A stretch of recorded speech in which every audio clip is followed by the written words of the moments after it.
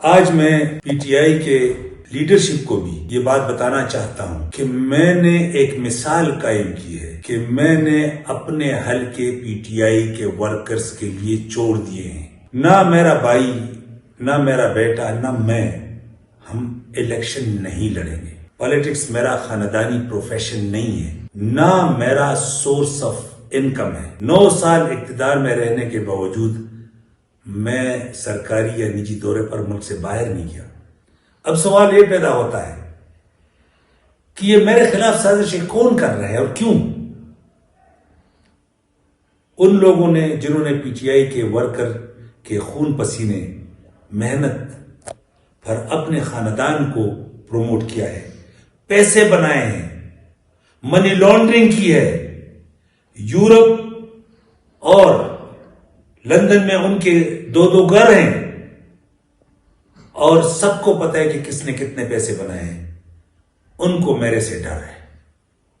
तो मैं आज सबको यह बताना चाहता हूं कि अगर कोई मेरी आवाज को कमजोर करना चाहते हैं, वो नहीं कर सकेंगे। मैंने वर्कर को उनका हक भी दिलवाना है, खुद अपना मिसाल कायम करके सबसे पहले, और जिन्होंने पीटीआई के अंदर करप्शन किया और माल बनाया है उनको भी नहीं छोड़ना। ये लोग जो मेरे से खाइफ हैं और मेरे आवाज कम करने के लिए मेरे खिलाफ साजिशें कर रहे हैं, ये इसमें नाकाम होंगे। बिस्मिल्लाहिर्रहमानिर्रहीम। सबसे पहले मैं पीटीआई के वोटर, सपोर्टर और वर्कर को सलाम पेश करता हूं। कई दिनों से मैं देख रहा हूं कि मुख्तलिफ किस्म के इल्जामात मेरे ऊपर लग रहे हैं, तो मैंने सोचा कि मैं आज पीटीआई के वर्कर, सपोर्टर और वोटर को मुखातिब होकर इसका जवाब दूं। मैं 96 से पीटीआई के साथ, इमरान खान के साथ खड़ा रहा और 2012 तक हमारी कोई एक सीट जीतने के चांसेस नहीं थे। तो इसका मतलब है कि मैं एमपीए, एमएनए या सेनेटर बनने के लिए नहीं खड़ा था। मैं तब्दीली के लिए खड़ा था, खड़ा रहूंगा।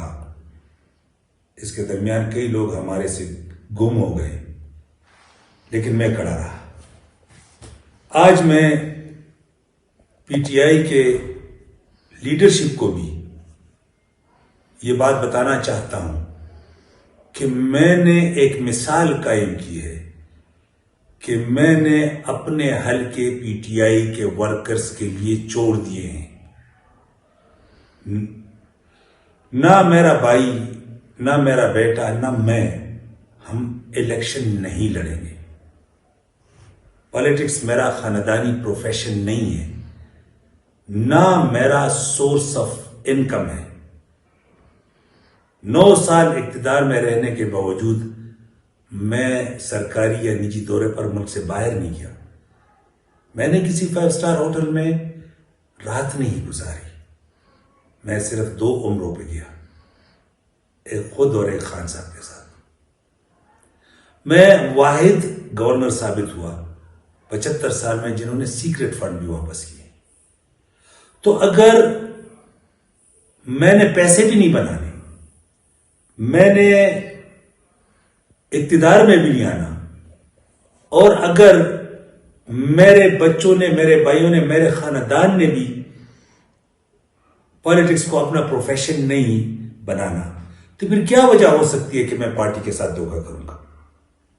सबसे पहले तो मैं सारे लीडरशिप को भी ये रिक्वेस्ट करूंगा कि अगर वो अपना हल्का नहीं छोड़ते तो कम से कम अपने भाइयों के और अपने खानदान के हल्के पीटीआई के वर्कर्स के हवाले कर दें। अब सवाल ये पैदा होता है कि ये मेरे खिलाफ साजिशें कौन कर रहे हैं और क्यों? उन लोगों ने जिन्होंने पीटीआई के वर्कर के खून पसीने मेहनत पर अपने खानदान को प्रमोट किया है, पैसे बनाए हैं, मनी लॉन्ड्रिंग की है। यूरोप और लंदन में उनके 2-2 घर हैं और सबको पता है कि किसने कितने पैसे बनाए हैं। उनको मेरे से डर है। तो मैं आज सबको यह बताना चाहता हूं कि अगर कोई मेरी आवाज को कमजोर करना चाहते हैं वो नहीं कर सकेंगे। मैंने वर्कर को उनका हक भी दिलवाना है, खुद अपना मिसाल कायम करके सबसे पहले, और जिन्होंने पीटीआई के अंदर करप्शन किया और माल बनाया है उनको भी नहीं छोड़ना। ये लोग जो मेरे से खाइफ हैं और मेरे आवाज कम करने के लिए मेरे खिलाफ साजिशें कर रहे हैं, ये इसमें नाकाम होंगे। दिलचस्पी की बात यह है कि 3 बंदों के ऊपर इल्जाम लगा है, मेरे ऊपर, शौकत यूसुफजई के ऊपर, फैसल सलीम के ऊपर, कि वकला और कोर कमेटी के अंदर गद्दार है। लेकिन इन्होंने ये नहीं सोचा कि शौकत यूसुफजई और फैसल सलीम न वकला है और न कोर कमेटी के मेंबरान है।